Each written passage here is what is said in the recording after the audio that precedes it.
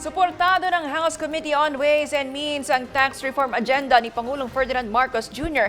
Kabilang ang panukalang itaas sa 350,000 pesos ang taunang income tax exemption. Pabor din ang komite sa pag-alis ng Minimum Corporate Income Tax o MCIT para sa micro at small enterprises at pagpapatupad ng tax amnesty para sa iba't ibang uri ng buwis. Ito ay para mahikayat ang mas maraming taxpayers na sumunod sa batas. Ayon kay Committee Chair Miro Kimbo, makatutulong ang panukalang ito sa pagpapalago ng mga negosyo, paglikha ng trabaho at pagpapalakas ng ekonomiya.